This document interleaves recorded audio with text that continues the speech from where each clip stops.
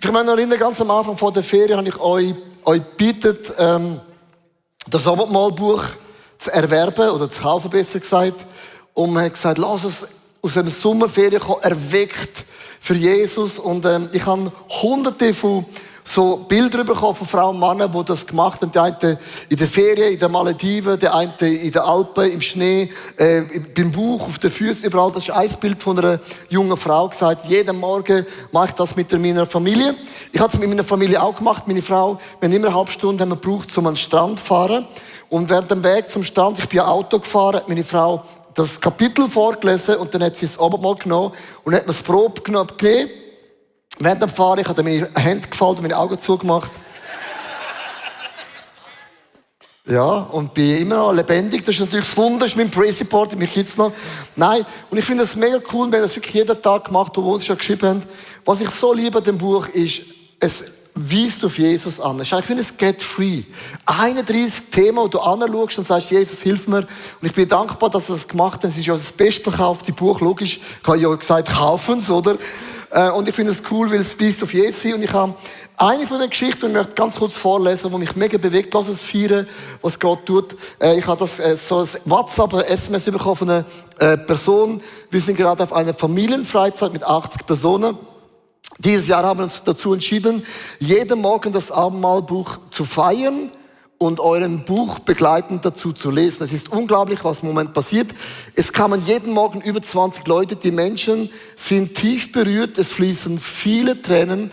Wir trösten, wir nehmen Anteil, wir beten miteinander und füreinander und haben eine spürbar intensive und sehr ehrliche Zeit. Das ist dieses Jahr sehr besonders. Liebe Grüße aus Pünken, Schweden. Hey, lass es für das, Gott. Danke, Jesus. Danke, Jesus.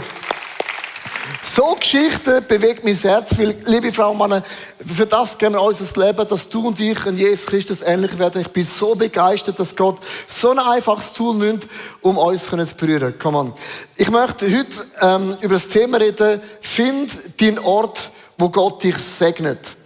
Und der Titel allein, denkst du, das ist theologisch vielleicht ein bisschen herausfordernd. Und ich weiss, und es ist auch theologisch wichtig und richtig, dass du weißt, wo auch immer du angehst, Jesus wohnt in dir. Er verlässt dich keinen einzigen Moment. Auch wenn du deinen eigenen Weg wirst gehen, Jesus ist mit dir. Das ist mega, mega wichtig. Das nennt man ja die Gnade. Aber der Ort, wo Gott dich segnet, ist oft ganz eine andere Dimension als Jesus ist in mir. Es gibt so Ortschaften oder auch Gebiete, wo du dich drin bewegst, wo Gott seine Hand mächtig über dich hat. Ich möchte da von einem ganz einfaches Beispiel, dass du merkst, es gibt eine Verbindung. Am Anfang heißt die Bibel, Gott hat Wasser erschaffen. Ein Ort namens Wasser. Und Gott hat den Fisch ins Wasser rein tun. Gewusst, der Fisch blüht am besten auf im Wasser. Und Gott hat dann ein Land generiert. Und wenn er das Land erschaffen hat, Gott Bäume pflanzt. Und der Baum blüht am besten auf im Land. Wasser, no. Jetzt sagst du, danke, das lässt einen gut auf Appenzell. Dann hat Gott den Garten Eden gemacht.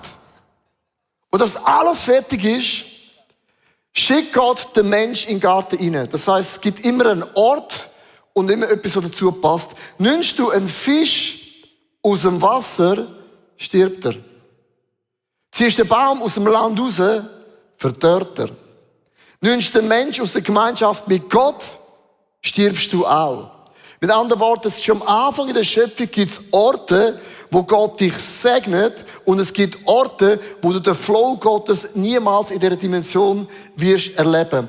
Und ich werde heute in 3 Bibeltexte mitnehmen. Ich brauche heute von 3 Finger und die 3 Finger kannst du dann so in die Bibel reinstecken, dass du weißt, wo wir sind. Ich möchte anfangen, ganz am Anfang, in der Bibel das Prinzip, in 2. Mose 13, Vers 21 bis 22, sieht man ein ganz einfaches Prinzip vom Ort, wo Gott segnet. Und der Herr zog vor ihnen her, am Tag in einer Wolkensäule, um sie den rechten Weg zu führen. Es gibt auch einen falschen Weg.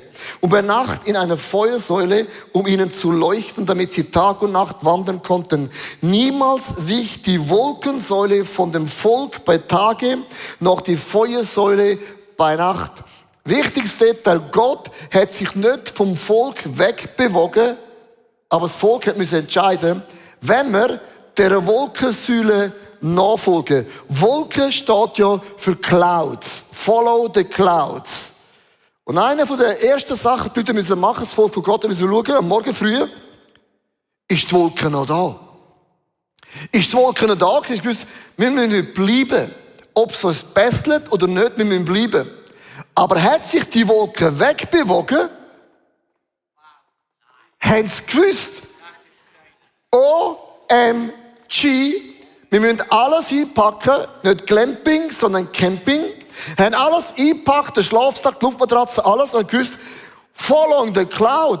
Wenn sich die Wolke bewegt, müssen wir uns abbewegen. Wer unter dem Schirm des Höchsten bleibt, das ist kein Schirm. Und sie müssen wissen, wir müssen Gott nachfolgen. Und das ist ein ganz krasses, interessantes Bild. Und wie kannst du wissen, ob sich die Wolke bewegt in deinem Leben? Ganz einfach. Es gibt auch eine Clouds, eine Wolke. Google Clouds. Kennst du das? Was mir auffällt, und ich finde, Erfindung ist immer ein Segen, oder? Aber es gibt auch eine Rückseite, nämlich eine Challenge. Google Clouds, ich möchte das ganz kurz erklären, wie es funktioniert. Google weiss ganz genau, was du gerne hast. Google hat herausgefunden, wo gehst du googlen, was schaust du an, was findest du cool. Und Google hat einen Algorithmus, der genau das dir bringt, was dich glücklich macht in deiner Seele. Weißt du, was ich meine? Das heisst, wenn du morgen aufstehst und merkst, oh, das Gerät ist so interessant, es gibt in deiner Seele so viel Energie und so viel Freude. Und dann ist das Problem, aus lauter Google und Scrollen, haben wir unsere Augen schon lange vergessen, oh my goodness, wo ist die Wolke? Aha. Wir müssen nicht seelgeleitet sein, sondern vom Heiligen Geist geleitet sein.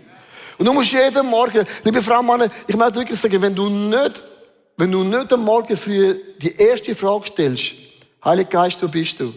Jesus, bewegst du deine Wolke. Wie willst du dich ein Christ nennen? Christ bedeutet, ich folge Christus und nicht Google Clouds. Das ist ein riesen Unterschied. I don't follow you, I follow Jesus in first place. So, liebe Frau, Mann, es ist mega wichtig, du musst die Bibel aufmachen, morgen und sagen, Heiliger Geist, bevor ich den Touchscreen touche. Berühre den Gott im Himmel und fragst Gott, wo bewegst du dich an? Und was ich mega, mega interessant finde, manchmal hat Gottes Volk die Wolke gehalten in der Nähe der Finden. Und es kann sein im Moment, dass Gott dich in ein Arbeitsumfeld hineinschickst, wo dir nicht gefällt. Du denkst, die Leute sind so doof. Es gibt keine doofen Menschen, sie verhalten sich doof. Die Bibel sagt, Eisen schleift Eisen. Und manchmal lässt Gott zu, dass du in der Arbeitswelt bleiben musst und die Wolke bewegt sich nicht und Gott sagt, ich bin noch nicht fertig mit dir an dem Ort. Du hast eine Botschaft, du bist Salz, du bist Licht, ich möchte dich brauchen und Gott sagt, ich bin noch nicht fertig. Und manchmal lässt dich Gott an einem Ort länger sein, als deine Seele gerne möchte. Aber Gott sagt, ich möchte etwas in dir schleifen, formen, prägen, wo alles andere das nicht formen und prägen kann. Ich möchte sagen, du kannst nicht einfach deinen Job verlassen, es sei denn, Gott sagt, ich bewege meine Wolke weiter. Manchmal habe ich Pastoren bei uns, die sagen, ich möchte gern aufhören. Das Wort möchte ist, ich möchte auch gern ein Haus. Ich möchte auch gern ein Boot vom Zürichsee.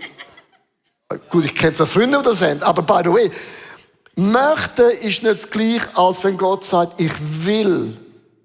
Und ich gesagt, wenn Gott dir sagt, du musst kündigen, dann pronto Zürich 50 musst du weiterziehen. Aber wenn Gott dir nicht sagt, die Wolke bewegt sich, kannst du nicht einfach aus dem Job rausgehen. In der Ehe, du bist geheiratet mit deiner Frau, das kannst du einfach verlassen. Aber alles andere, wenn du merkst, die Wolke geht weiter, beweg dich mit Gott weiter. Es kann aber auch sein, dass die Wolke sich gefühlsmäßig jeden Tag sich bewegt. Überleg dir 2 Millionen Menschen, die haben mega viele Sachen dabei gehabt. Zelt, Tier, Kinder, Frau, alles. Stell dir vor, gefühlt die alle 2 Tage wiederziehen, ist ein riesengroßer Stress. Ich habe ein Foto mitgebracht von Amerika. Wir haben so einen Vision-Trip gemacht und mein Team hat immer Zelte draufgebaut. Wir haben jeden Tag einen anderen Campingplatz gewohnt. Und ich hatte jeden Tag einen anderen Campingplatz. Und ich habe gesagt, sorry, es ist einfach zu mühsam. Und ich habe mir gesagt, Zelt hin oder her, ich blase meine Luftmatratzen auf und schlafe ohne Zelt. Und dann habe ich jeden Tag mit der Schlange geschlafen. So ist es ausgeht, der Leo, siehst du mich? Mega coole Bewegung. Weißt du warum? Ich bin zu faul gewesen, zum Zelt aufzubauen. Ich hatte eine Einzelzelle. Und mich hat das erinnert, manchmal hebt Gott den Finger in ein Thema in deinem Leben. Zum Beispiel deine Alkoholsucht oder dein Jähzorn oder dein negativ Denken. Und Gott hebt den Finger an und sagt, ich möchte an dem arbeiten. Kennst du das? Und kaum hast du es verändert, nach einem Jahr, hebt Gott schon den nächsten Finger, den nächsten Punkt.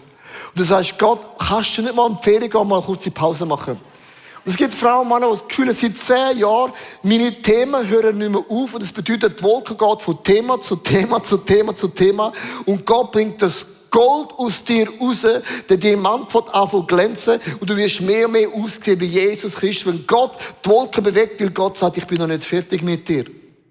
Was ist, wenn du unter der Wolke stehst und die Wolke bewegt sich an einen Ort an, wo es dir mega gefällt? Aber, von das Wort aber, ich habe einen guten Freund, der hat so eine Firma und der ist so ein Buchhalter und er liebt Zahlen, weil Zahlen sind ehrlich. Ein Fünfi ist ein Fünfi, auch wenn ein schlechter Tag hat ein Fünfi ist ein Fünfi, oder? Und er hat Zahlen geliebt. Und eines Tages sagt Gott zu ihm, gang in den sozialen Dienst. Und er hat seine Firma verlassen und hat das in einem Sozialwerk angefangen zu arbeiten mit Menschen. Menschen sind nicht wie Zahlen. Und nach einer Woche hat er gemerkt, Menschen sind mühsam. Zahlen haben kein Gefühl und Zahlen sind so ehrlich und hat sogar gesagt, Gott, ich habe mir das völlig anders vorgestellt. Kannst du nicht deine Wolke wieder bewegen zurück zu den Zahlen? Nach einem Monat hat er festgestellt, dass im Sozialbereich die Menschen, die du willst helfen, nach einem Monat sind noch genau gleich. Das haben wir eben Menschen. Nach einem Monat hat er sogar gesagt, Gott, ich gehe zurück in meine Arbeitsstelle.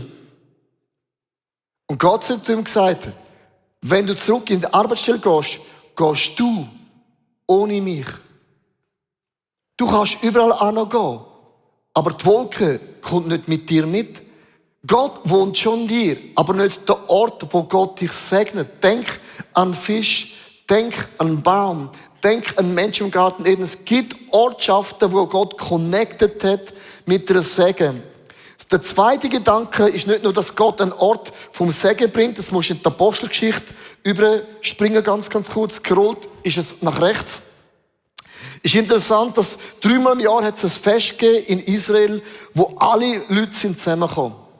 Und der Ort vom Segen ist nicht nur ein Ort vom Segen, sondern Gott gibt den Heiligen Geist in einer Leidenschaft, in einer Freude, in einer Feuer. Und du merkst, wenn ich das tue, was Gott mich berufen hat, dann ist es etwas, das nach außen gewaltig explodiert. Und das heißt in Apostelgeschichte 1, Vers 15, 2 und Vers 2 bis 3.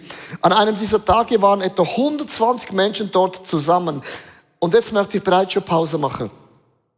Jesus begegnet 500 Menschen nach seiner Auferstehung und sagt, wegen dem musst du nicht traurig sein, wegen dem. Und Jesus sagt, ich lebe. Und Jesus sagt mit leuchtenden Augen, Jungs und Mädels, I have good news, I'm alive. But listen, es wird der Heilige Geist an meiner Stelle kommen. Der Heilige Geist kommt, es kommt Feuer, es kommt Leidenschaft, es kommt Begeisterung, es kommt Friede, es kommt Freude. Seid happy, dass ich gehe, weil er ist ein anderes Level. Und 500 Leute sagen, wir können nicht mehr warten auf den Holy Spirit. Aber dann kommt das Pfingstfest, das sie feiern. Und von den 500 können nur 120. Was sind die 380 anderen Fritzen? Irgendwo. Es gibt einen Ort, wo Gott dich segnet. Und es ist interessant, was dann passiert. Plötzlich kam vom Himmel her ein Brausen, wie ein gewaltiger Sturm und erfüllte das ganze Haus. Aber nur das Haus, das sie gewesen sind, dem sie versammelt hatten. Zugleich sahen sie etwas wie züngelndes Feuer, das auf jeden einzelnen von ihnen sich niederließ. Und mit Leidenschaft, mit Feuer sind sie aufgestanden, das Evangelium predigt in allen verschiedenen Sprachen. Und ich möchte dir etwas sagen, ich möchte jetzt das ein bisschen aus dem Zusammenhang rausreißen. Aber wenn du anfangen, unter deiner Wolke anfangen, Gott dienen, wird der Geist Gottes mit Feuer, mit Leidenschaft, mit Power kommen, dass Leute merken, oh my goodness, es ist nicht the same level. Weil nicht ich lebe für mich, so ein Christus wohnt in mir, da kommt so eine Power und so eine Leidenschaft in dich hinein. Ich möchte eine Geschichte droppen und ich möchte diese Geschichte ein bisschen mit euch drinnen bewegen. Und zwar, ich habe auch jemanden, den ich kenne, das ist eine Mission in Afrika, und wohnt in einem Lehmhaus, kein fließendes Wasser, muss jeden Tag das Wasser holen und hat kein Strom, bedeutet kein Internet. Und ist mit seinen Teenagern dort. Alle Eltern, wo ist das Haus? Und als ich ihn drauf habe, habe ich ihn gefragt, also, kein Wasser, kein Strom, nichts. Und ich als Schweizer denke, brauchst Hilfe, brauchst Geld für ein richtiges Haus.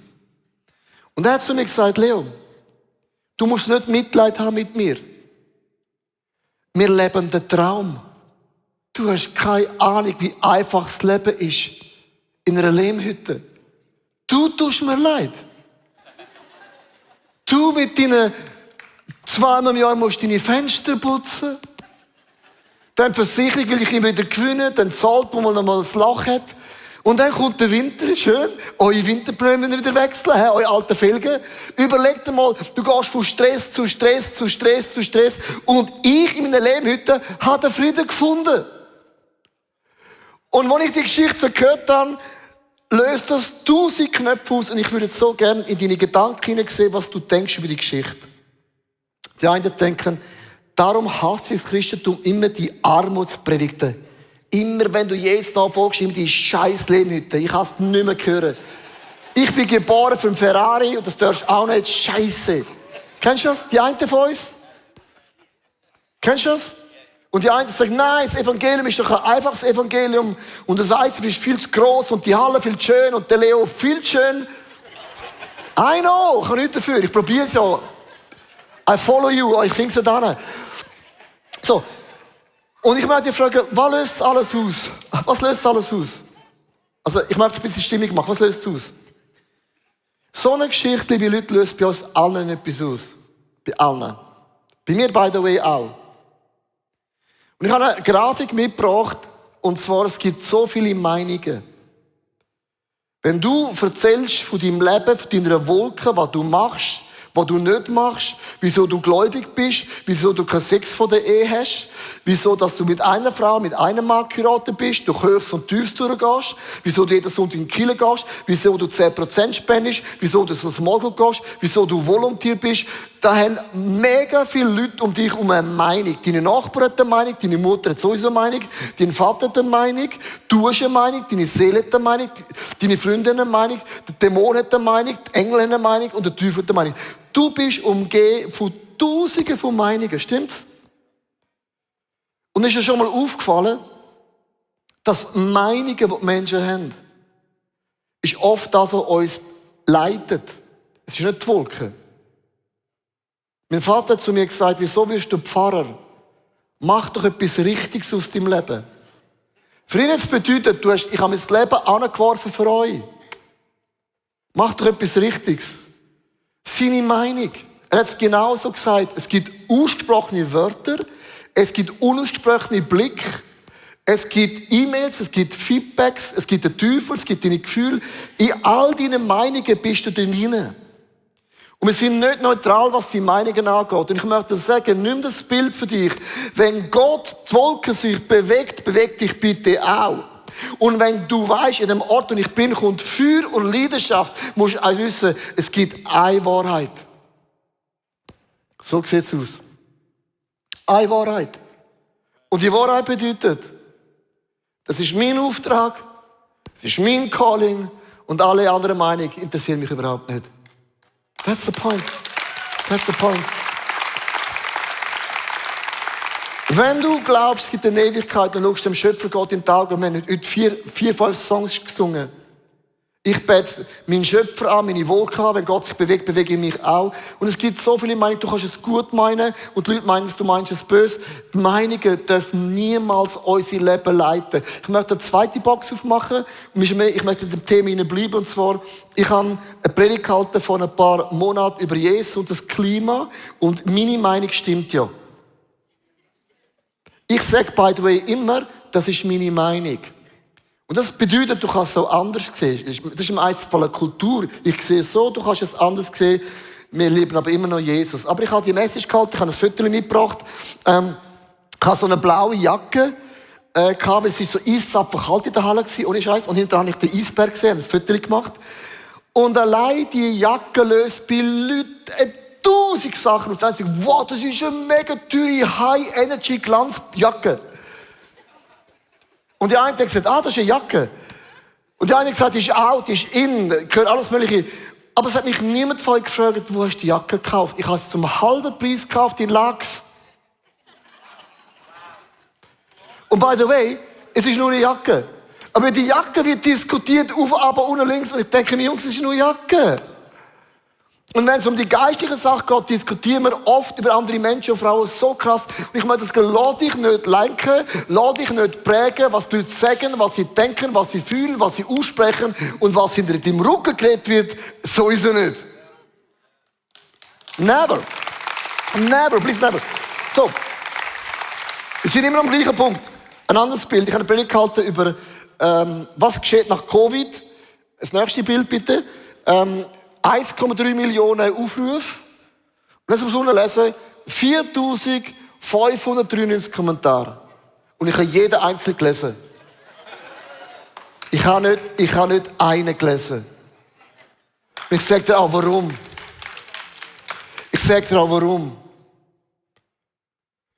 Da gibt es 4.000 Meinungen. Ich lebe nach Feedback. Ich habe meinen Circle von engen Freunden seit Jahren. Die geben mir Feedback. Ich habe Freunde, die mein Leben reinreden. Ich habe jemanden, der mir gesagt hat, Vater gerade ins Gesicht, ich habe nach der Diät von meiner Frau abgenommen, ich sehe das. Und sie hat zu mir gesagt, du fährst nicht wieder an zu fressen. Somit, wortwörtlich. Und ich habe gewusst, Gott redet zu mir. Ich brauche keinen zweiten Kommentar mehr, der langt mir schon. Ich habe Freunde in meinem Leben, wo mir Feedback geben. Ich lebe eine Feedback-Kultur. Ich lebe nach Feedback. Das ist mir mega wichtig. Ich bin nicht taub gegen Feedback. Aber der Punkt ist das, es gibt so viele Meinungen. Es gibt so viele Feedbacks. Man kann so viel lernen. Und irgendwann verlierst du oft deinen Sweet Spot, dein Feuer und deine Leidenschaft und deine Begeisterung und deine Wolken. Das Geld macht dein Leben nicht abhängig, wer dir nachfolgt, was liked, auf TikTok, auf Instagram, was du hast. Sondern es gibt einen in meinem Leben. Ich weiss, wenn ich in der Leidenschaft, in dem Feuer von Gott bin, dann habe ich eine Freude und einen Frieden und eine Geduld, wo man niemand auf der Welt geben kann. Leb bitte in deine Wolken hinein und der Geist Gottes wird mit Feuer dein Leben bestätigen, wo du nichts anderes auf der Welt geben kann. I have the best job ever. Best job ever. Best job ever. Weil was ich verdiene, ist so schön, weil ich lebe von Spenden. Das fühlt sich total schön an. Mega, überhaupt nicht. Wie auch immer. Was will ich sagen? So, nächster Punkt. Also es gibt einen Ort, wo Gott dich segnet und es kommt Feuer vom Himmel. Und wie weiss ich konkret, dass Gott mich weiterleitet? In 1. Könige 17, Vers 3 bis 4 und 5, kannst du es aufmachen, da spricht Gott zum Elia. Du musst von hier fort, das ist beim Find, wo ihn möchte umbringen. Geh nach Osten, überquere den Jordan und versteck dich am Bach Krit. Ich habe den Raben befohlen, dich mit Nahrung zu versorgen. Wenn Gott dich versorgt, macht das immer übernatürlich. Der Rabe steht für etwas wie Gott das. Trink aus dem Bach, das muss in der Schweiz sein. Morgens und abends brachen die Raben ihm Brot und Fleisch. Fleisch? Fleisch? Es steht in Fleisch. Fleisch. Und seinen Durst stillte er am Bach. Wenn Gott dich führt, wenn sich die Wolke bewegt, wenn Gott dir einen Auftrag gibt, musst du eins wissen. Was Gott bestellt, das zahlt er. Wenn du einen Glaubensschritt in deinem Leben gehst, ich habe von einer Familie gehört, wo Gott hat gesagt, spend hohe Zahl ins ICF. Und sie haben gedacht, wie soll ich das machen? Und dann haben sie es gemacht. Und in der gleichen Woche hat die Versicherung ihnen den gleichen Betrag zurückgezahlt für einen Versicherungsschaden, den sie vergessen haben. Und ich kann eines sagen, wenn du kannst Gott nicht überbieten. Gott schaut, Gott versorgt. Und es ist auch interessant, dass er geht weiter weg von dort. Und wie kann ich wissen, jetzt kommt die Frage, ja Leo, aber wie weiss ich denn, was ist der Wille Gottes in meinem Leben? Die Frage nach dem Willen Gottes im Leben bedeutet, du willst den Willen Gottes tun. Du hast gesagt, ich habe so die Schnauze voll von meinen eigenen Plänen, von meinen eigenen Wünschen. Ich will den Willen von Gott tun. Wie kann ich wissen, was ist der Wille von Gott? Das Wort Wissen bedeutet, ich muss es verstehen. Und wie sehe ich, was ich mache, ist richtig. Ich möchte dich daran erinnern, die Bibel sagt, der Herr ist mein Hirte. Und die Bibel sagt, ihr seid meine Schafe. Und Schafe sind fast blind. Du wirst nie den Weg von Gott ganz sehen. Du siehst 7 Meter. Alles, was du siehst, ist, die Wolke hat sich bewegt, aber hoppla, ich muss Gas geben, damit ich sie noch in meinen Blickwinkel habe. Und zweitens, ein Schaf ist nicht intelligent. Du wirst den Weg Gottes in deinem Leben nicht verstehen. Wie weisst du, was ist der Wille von Gott? Die Bibel sagt, ein Schaf hat so krass sensible Ohren. Die Bibel sagt, hör, was der Geist Gottes sagt. Die Bibel sagt, wir hören die Stimme von Gott. Du kannst mir nicht sagen, du hörst die Stimme von Gott nicht. Weil ein kleines Kind weiss sofort, OMG, ich habe etwas falsch gemacht. Das Gewissen in uns innen lügt uns nicht an. Wir sind Weltmeister geworden, unser Gewissen zu dehnen. Du kannst alles dehnen. Das nennt man Dehnbänder. Aber wenn du nach dem Gewissen gehst, hörst du, spürst du, ich muss bleiben an meinem Job. Ich kann nicht gehen, das spürst du, das hörst du, das fühlst du. Du kannst alles erzwingen. Aber ich spüre, ich muss bleiben, ich kann nicht gehen. Und ich merke, ich muss etwas verlassen. Du hörst es, du spürst es, Gott redet zu dir. Und ich finde es hochinteressant, wie das Gott macht. Du siehst im Vers 17, Vers 7. Nach einiger Zeit vertrocknete der Bach, denn es hatte schon lange nicht mehr geregnet. Wie weißt du und ich, dass die Wolke weitergeht? Wenn etwas trocken wird. Wenn etwas, was dich so on fire gemacht hat, einem Schlag weg ist. Wenn ich zu dem eine Geschichte erzähle, das kannst du verstehen, was ich meine. Ein Geschäftsmann in unserer Church, erfolgreichster Schweizer Karriereleiter, vom Schweizer zum Milliardär, kommt in seine Firma, gläubig, schaltet am Montagmorgen den Computer an und plötzlich sagt die Stimme, was machst du? Er sagt, ich mache den Computer, ich muss checken, Finanzen. Und plötzlich sagt ihm etwas, was bringt das? Du machst die reichen Schweizer reicher. Wow, wow, wow, wow. Ist das alles, was du kannst? Und er hat gedacht, ich bin im falschen Bein aufgestanden. Ich habe es gewusst, man muss im Rechten aufstehen. Wir sind noch rechtslastig, nicht links. Steht mit dem falschen Bein auf. Am nächsten Tag wird das Gefühl noch grösser. Was machst du da? Du hast keine Zeit für deine Frau, du hast keine Zeit für deine Kinder. In die Kirche kommst du nicht mehr regelmässig und der Glaube ist nicht mehr on fire. Denkt, oh mein Gott, ist eine schlechte Woche. Nach einer Woche merkt er, sein Job ödet ihn an, aus dem Nichts raus. Vielleicht macht die Geschichte dir Angst. Mir macht sie Mut. Wenn Gott etwas zum Ende bringt, dann bringt Gott etwas zum Ende. Plötzlich klickt etwas nicht mehr, wo jahrelang klickt. Und dann denkst du, oh Gott, was habe ich falsch gemacht? Gott sagt nichts. Ich lasse den Bach vertrocknen. Nach einer Woche sagt der Mann zur Frau, Schatz, tut mir leid, wir wohnen in einem mega schönen Haus, ich verdiene extrem gut. Ich kann den Job nicht mehr machen. Ich bringe die Leidenschaft auch mit Red Bull nicht mehr an. Und dann weisst du, dann ist es nicht mehr möglich. Und nach 2 Wochen, nach 20 Jahren in der Firma, kündet er und schafft heute im sozialen Bereich mit Menschen. Weniger Lohn, weniger Gehalt, aber es ist mehr daheim, mehr in der Kirche, mehr Leidenschaft. Wie weißt du, dass etwas zu Ende kommt? Gott rechnet etwas aus. Gott kann dein Partyleben ausrechnen, es gibt dir keinen Kick mehr. Gott kann auch Sachen ausrechnen, die unmöglich in deinem Leben erscheinen und du plötzlich nicht mehr funktioniert. Und ich möchte enden mit einem Twist in dieser Story. Gott schickt den Elia weg vom Find. Er wird versorgt, der Bach trocknet aus. In Vers 8 und 9, da sagte der Herr zu Elia, geh nach Phönizien in die Stadt Zarpat und bleib dort. Ich habe eine Witwe den Auftrag gegeben, dich zu versorgen. Und der funny Story in dieser Story ist, er geht zurück von dort, wo er kommt.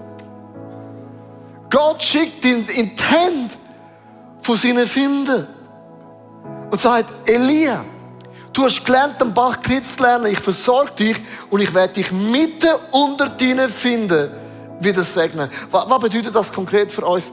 Ich glaube, dass während der Corona-Krise, und ich sehe das weltweit, in allen ICFs, auch bei uns, haben viele gesagt, jetzt komme ich aus meinem Volontiermandat. Ich habe nicht gewusst, wie komme ich da raus. Alles okay. Alles okay. Aber du spürst, nach 3 Jahren, Corona ist vorbei. Es erfüllt dich nicht mehr, was du gemacht hast. Du kannst jeden Tag Velo fahren, kannst jeden Tag Golf spielen. Und dann merkst du, es kickt nicht mehr. Und ich glaube, dass Gott viele von euch zurück in den Ort führt, wo du vor ein paar Jahren verloren hast.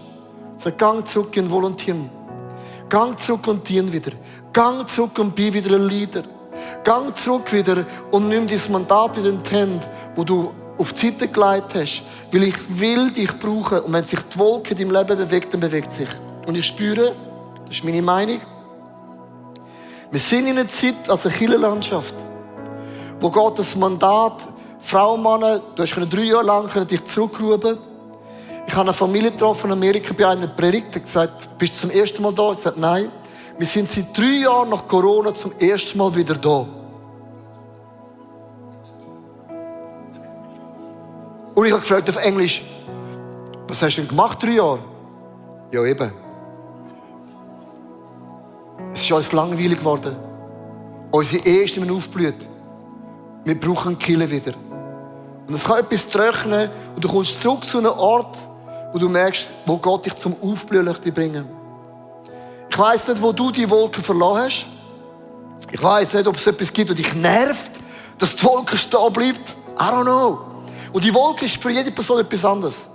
Es kann eine Berufung sein, es kann ein Job sein, es kann sein, dass Gott etwas weiterbewegt. Ich möchte dich einladen, aufzustehen, live, online und Microchurches. Und ich möchte unter dieser Wolke mit uns zusammen ganz bewusst auch beten.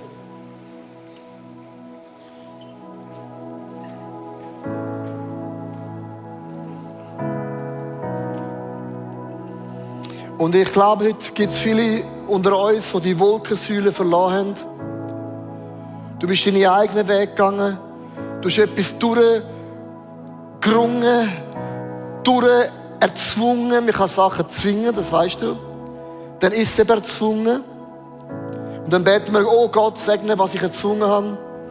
Und manchmal ist Gott gnädig und manchmal sagt, nein. So goes it not. Was auch immer das ist. Ich möchte dich bitten, heute ein Commitment machen zu Jesus. Ich unterordne mich wieder deiner Wolke. Ich komme zurück zu den Wurzeln vom Anfang. Und Jesus, da stehe ich vor dir. Es tut mir leid, wenn ich meinen eigenen Weg gegangen bin. Es tut mir leid, wenn ich Sachen durchgezwungen habe. Wie so ein Stier. Und ich sehe das Resultat. Meine schlaflose Nacht, mein Frieden, der mir geraubt worden ist. Auch die Freude am Herrn ist meine Stärke, ist nun ein Slogan.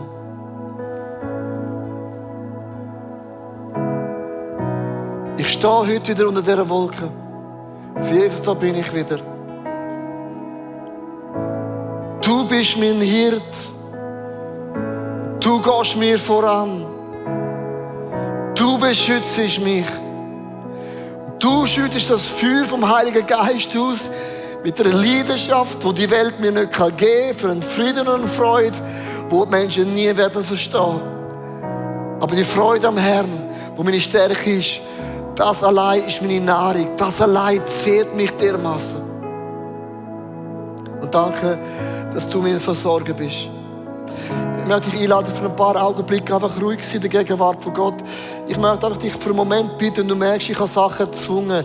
Es kann sein, dass Gott zu dir redet und sagt, geh zurück zu der ersten Liebe. Gang zurück unter die Wolkensäule. Vielleicht sagt Gott, lass los oder pack an. Manchmal gibt Gott uns einen aktiven Auftrag, manchmal auch einen passiven Auftrag. Was auch immer das ist, ich glaube ganz konkret, wir haben einen Gott, der redet. Und in der Gemeinschaft, wo Gott sagt, wo 2, 3 zusammen sind, ist Gott in der Mitte und Gott will und wird jetzt reden. Wir sind seine Schafe, hey, wir hören seine Stimme. Wir haben so dermaßen sensible Stimmohren, wir werden es ihn hören. Danke, Vater, dass du redest. I can hear you.